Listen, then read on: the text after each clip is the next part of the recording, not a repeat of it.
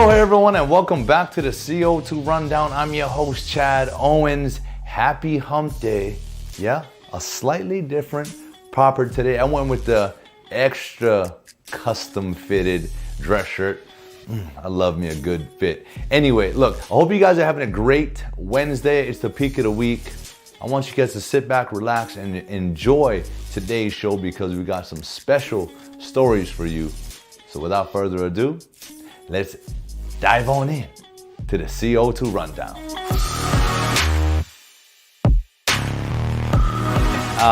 Amazing stuff over the weekend.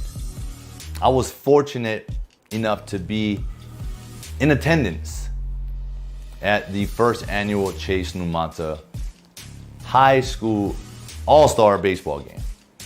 It was amazing on a lot of fronts. And again, Chace Numata, again, my condolences to the family. Rest in peace, brother.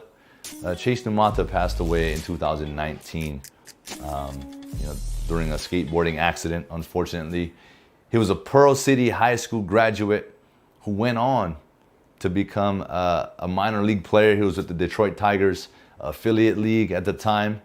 And so this game is in his honor, in his memory. And what was awesome was that his parents were in attendance to experience the first Chace Numata All-Star game.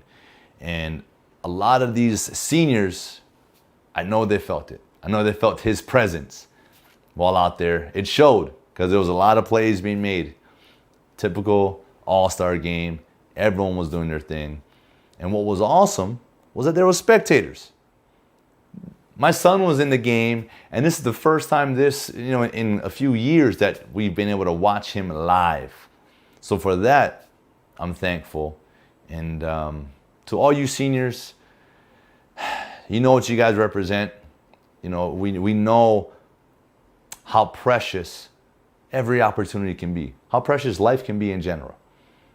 So I want to wish you guys all the best. And wherever you guys go, whatever college you guys go to, it doesn't matter. Put in the work, continue to work on your craft, and enjoy the process. Because we all know that Chace truly enjoyed the process. So thanks again, and good luck to all of you one more time. All right, this story is one that I'm very excited about. And this is by Stephen Tsai.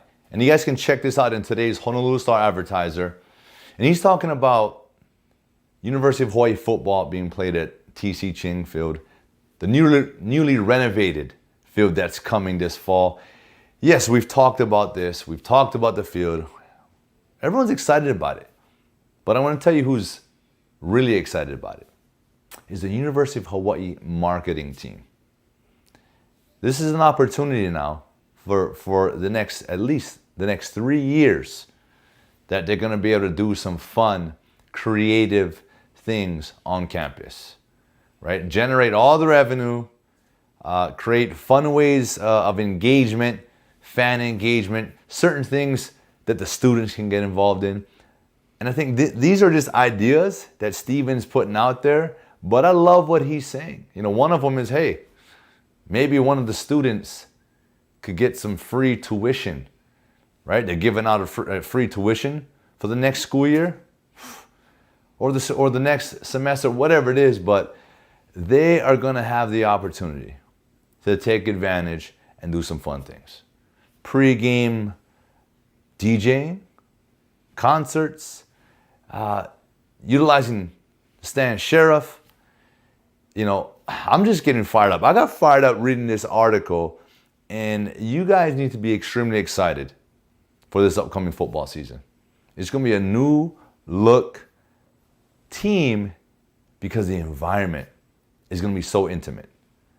The fans, you guys are going to feel right there. The player-fan engagement, there's nothing better. And that's why, for me, that's why I love the CFL so much. Is because we wasn't untouchable. We're literally right there in reach. I legit remember playing in Hamilton, and our sideline, like this wall was where the fans were. It felt that close. And yeah, it was on the road, but that type of environment is going to make a huge difference for the players and for the fan experience. So I'm looking forward to seeing how this all unfolds for this fall. All right, there's local sports news, nationwide sports news, and international, right? Global sports news. And we're talking about the Tokyo Olympics. There's been speculation, right? Is it going to happen? Not going to happen because it's, too risky. But all the signs are showing that it is going to happen. Roads around Olympic venues are being closed off in Tokyo, including the new 1.4 billion. Yeah, listen to this. $1.4 billion national stadium that was created for the Olympics is set to host the opening ceremonies on July 23rd. Look, this is despite all public opposition saying that this is going to be a spreader event, spreader of the pandemic, more of those things. But despite all of that, this is signs that this is going to happen. They're moving forward with it. And Tokyo and places around Tokyo have been in a state of emergency and will be up until June 20th. But as for right now, it seems like all systems will be a go. So I know, the Olympics only comes around every 4 years. And so these athletes have been training and preparing and getting ready for this opportunity. And, we're looking at sports that are happening across the country right now. I think we're doing a pretty good job. Matter of fact, a really good job of dealing with it. I think vaccinations are, happening more everywhere. And I really think the pandemic sort of scare is coming to an end. And let's just be honest. We're all over it. We're over it. So we're looking forward to moving past it. And I think these Olympics, this is a huge event. It's going to be something that, when done, will be a huge sigh of relief, in my opinion. And we will be then moving forward full steam ahead after that. So I'm excited for this year's Olympics. I'm glad that it's looking like it's going to happen. And you should be as well. Wow. This one is hard for me. I'm sort of torn on how I feel about it. But it's definitely unfortunate and unfair, in my opinion. The Naval Academy's Cameron Kinley, who played cornerback for Navy football, he just graduated there, and he actually went undrafted and had a free agent look and signed with the Tampa Bay Buccaneers. And he recently impressed at their mini camps, getting an interception and doing a lot of things extremely well. But unfortunately, his requests to delay his naval commitments in the Navy and what he has to do got denied. And therefore, he can't play. So he didn't get cut. And from what I've been reading and hearing, he had a legit shot of making this football team. And what's not fair about this is that his, other athletes, other football players that go to other academies, they got granted access. They can remain on the NFL's roster, and if they make it, they can play. So I don't know what the difference is, going to Navy versus Army, versus the different, military responsibilities. But man, it's hard enough as it is to make it when you're given all the opportunities. But this is a guy who sort of surprised Coach Numata at Navy, with his ability to play football. Not just cornerback, to play football. Again, this dude's 6'2", right? Physical, big, athletic, and his leadership skills, his off the field stuff, his character is solid. And it's these types of guys that you want to see make it.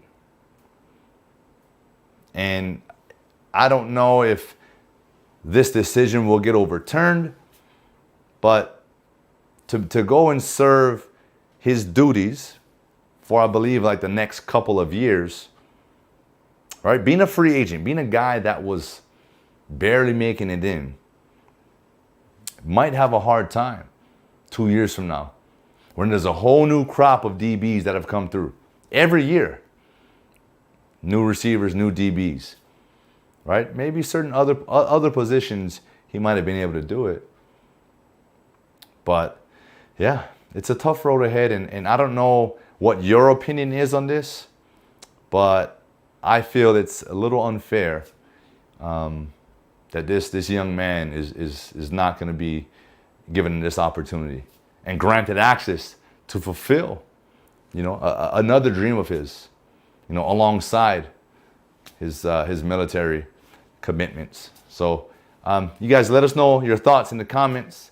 But Cameron, look, man, just keep your head up, keep grinding, and we appreciate you for the things that you will be doing, serving, or if you're able to play, whatever it is, we appreciate you. And that is it for today's show. I want to thank you so much for tuning in. And I know you've been looking at this hairstyle. I'm really feeling these curls. I got naturally curly hair. I try to hide it a lot. I do like the little blowout, hair blow dryer, hairspray, kind of faux hawkish. Well, my son, matter of fact, inspired me because he's got like this curling, I think it's called honey curls. It's like is it called honey? Anyway, it's a product he puts in his hair, and yeah, son, I'm using your product. I used to give him, all the time, man, never mind putting that curl stuff in your hair. Here I am trying to activate my curls. Anyway, I'm loving it. I'm switching it up on you guys. And yeah, anyway, I'm going on a rant here. I'm feeling myself. I hope you guys are feeling yourself on this Hump Day Wednesday. Looking down, I know we see Friday. And that's where I'm going to see you next. Take care. Aloha.